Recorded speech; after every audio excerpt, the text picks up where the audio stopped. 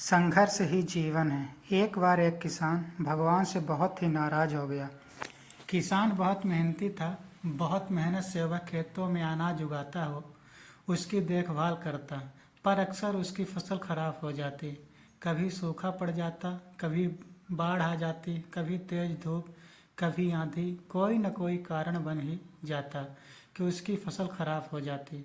एक दिन वह किसान गुस्से में आसमान की ओर देखकर भगवान से कहा, हे ईश्वर, आपको लोग सर्वज्ञाता मानते हैं कि आप सब जानते हैं। कहते हैं कि आपके इच्छा के बिना एक भी पत्ता नहीं हिलता, पर मुझे तो लगता है कि आप छोटी सी छोटी बात भी नहीं जानते। आपको तो यह भी नहीं पता कि खेती बाड़ी कैसे करते हैं। अगर आप जानते होते तो हर समय जो बाढ़, आंधी और तूफान आते हैं वो कभी नहीं आते। आप नहीं जानते कि कितना नुकसान उठाना पड़ता है हम किसानों को। यदि आप मेरे हाथ में यह शक्ति दे दें कि जैसा मैं चाहूँ वैसा मैं मौसम कर दूँ, फिर आप देखना मैं अन्न के भंडार लगा दूँगा। भगवान इस किसान के तीखे वाक्य सुनकर मुस्कुरा रहे थे और वह किसान के सामने प्रकट होकर बोले, मैं आज से तुझे यह शक्ति देता हूँ कि तुम अपनी खेतों पर तुम्हारी जैसी इच्छा की तुम वैसा मौसम कर दोगे। मैं बिल्कुल भी दखल नहीं दूंगा। तुम्हारी इच्छा से सब कुछ होगा। किसान बहुत खुश हो गया। किसान ने गेहूं की फसल अपने खेतों में बोई। जब उसे लगा कि खेतों को धूप चाहिए तो खेतों को धूप मिले। जब पानी बरसना चाहिए तभी पानी बरसा। आंधी, तूफान, बाढ़ कुछ भी उसने अपने खेतों पर आने नहीं दिया। किसान ने के खेत में इस वर्ष ऐसी फसल हुई जैसे कभी नहीं हुई थी। हरी भरी हरी लहलहाती फसल। मन ही मन वह बहुत खुश हो गया और सोचने लगा, अब सबूत के साथ दिखाऊंगा भगवान को कि इसे कहते हैं शक्ति का सही उपयोग। मेरी सफलता देखकर उन्हें अपने नियम जरूर बदलने पड़ेंगे। कुछ दिन गुजरे, फसल कटने को तैयार हो गया। किसान बहुत उत्सुकता के साथ फसल को काटने लगा, पर जैसे ही उसकी नज़र गेहूं की वालियों पर पड़ गया तो उसने अपना सिर पीट लिया और वह रोने चिल्लाने लगा। गेहूं की एक भी वाली के अंदर गेहूं का दाना नहीं था। सारी वालियां अंदर से खाली थी। किसान बहुत दुखी हो गया।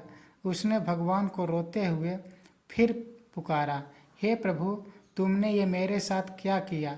क्या तुमने मुझे कोई सजा दी? भगवान बोले, पुत्र, यह तो होना ही था। तुमने पौधे को संघर्ष करने का मौका ही कहाँ दिया? न तो तुमने उन्हें आंधियों से जूझने दिया, न तेज बारिश के सहने दिया और न ही धूप में तपने दिया।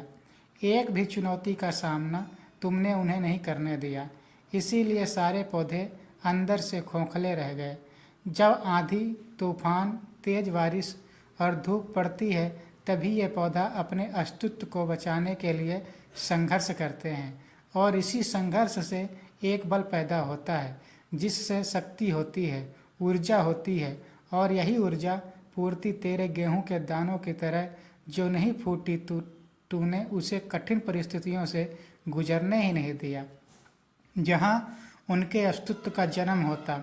सारे वालियां इसीलिए खाली हैं, इसमें एक भी गेहूं का दाना इसीलिए नहीं है क्योंकि तुमने अपने पौधों को संघर्ष कराया ही नहीं।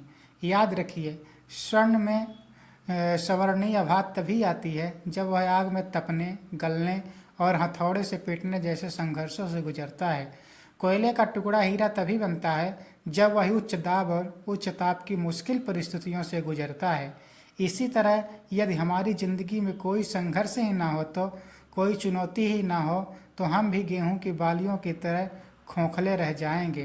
कोई अस्तित्व नहीं होगा हमारा। विपरीत परिस्थितियाँ, चुनौतियाँ, समस्याएं हमें और अधिक निखारती हैं। यदि जीवन में कठिन परिस्थितियाँ और चुनौतियाँ आए तो घबराना मत, बल्कि सामना करना। विश्वास करना कि आप और अधिक निखर जाओगे और अधिक मजबूत बन जाओगे।